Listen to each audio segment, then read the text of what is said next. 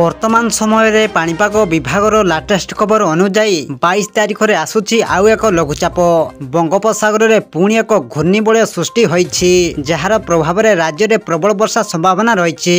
एही घूर्णिबलय वर्तमान दक्षिण बांग्लादेश निकट रे थिबा बेले धीरे धीरे ओडिशा निकटवर्ती हेउछि जहार प्रभाव रे 12 तारिख जाए राज्यर विभिन्न स्थान रे वर्षा संभावना रहिछि।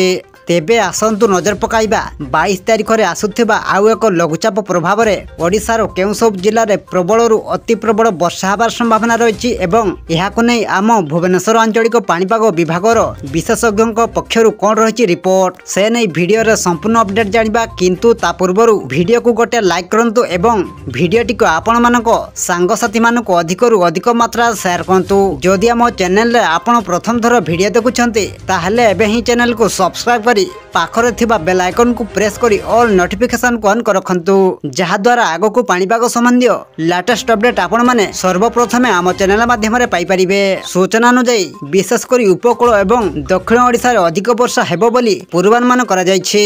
आसंदा 3 दिन पई गंजाम गजपति कंधमाल केन्द्रापड़ा भद्रक जगतसिंहपुर और मयूरभंज जिले में अधिक वर्षा हेबो बोली पाणीपाग केन्द्र पक्षरु कहा जायछि।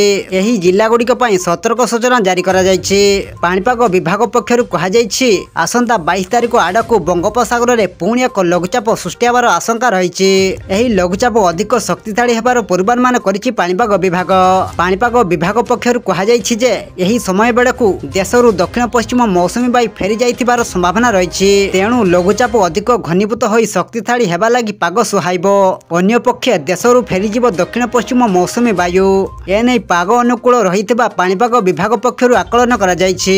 आईएमडी पक्षरु कहा जायछि जे आसंता 16 तारिख सुधा देशर अवशिष्ट अंचलरू दक्षिण पश्चिम मौसुमी वायु विदाय नहीं पारे। ओडिशारू 14 तारिख सुधा दक्षिण पश्चिम मौसुमी फेरी जिबार संभावना रहिछि। दक्षिण पश्चिम मौसुमी फेरी जिबा परे दक्षिण उपद्वीपीय भारत दक्षिण एवं संलग्न केंद्रीय बंगोपसागर उपरे पूर्वाली और उत्तरा पूर्वाली वायु प्रवेश करिबो।